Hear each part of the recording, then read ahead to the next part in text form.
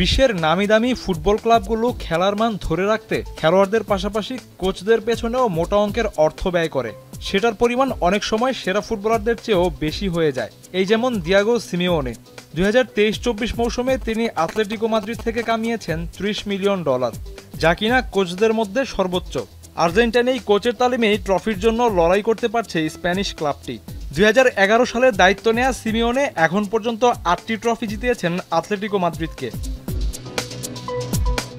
Italian coach Roberto Mancini কোনো ক্লাবে coaching করাচ্ছেন না, তবুও সবশেষ মৌসুমে তিনি আয় করেছেন $25 মিলিয়ন। সৌদি আরবের ক্লাবগুলো শুধু টাকা ঢালছে না, দেশটির জাতীয় দলও যে কারি কারি অর্থ ব্যয় করছে মানচিনি সেটার বড় প্রমাণ। এর আগে ইতালি ফুটবল দল ছাড়াও নামিদামি ক্লাবে কোচিং করিয়েছেন রবার্টো মানচিনি। ক্লাব ফুটবলে অন্যতম সফল coach Pep Guardiola.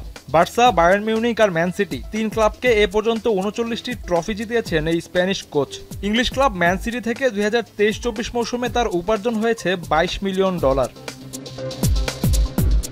English premier লিগের আরেক দাপুটে ক্লাব লিভারপুল। গেল মৌসুম পর্যন্ত দলটির ম্যানেজারের দায়িত্ব সামলেছেন ইয়র্গেন ক্লপ। বিদায়ী মৌসুমে ক্লপ আয় করে গেছেন $18 মিলিয়ন।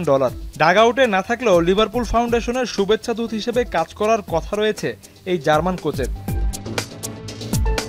2023-24 মৌসুমে সর্বোচ্চ বেতনভোগীদের মধ্যে সেরা 10-এ আরও আছে টেন হাগ, আনচেলত্তি, টুখেলদের মতো তারকা কোচের নাম। এসকে শাওন, এখন। শিয়া বাটার ও ভিটামিন ই সমৃদ্ধ lily glam beauty soap. Lily, always beautiful.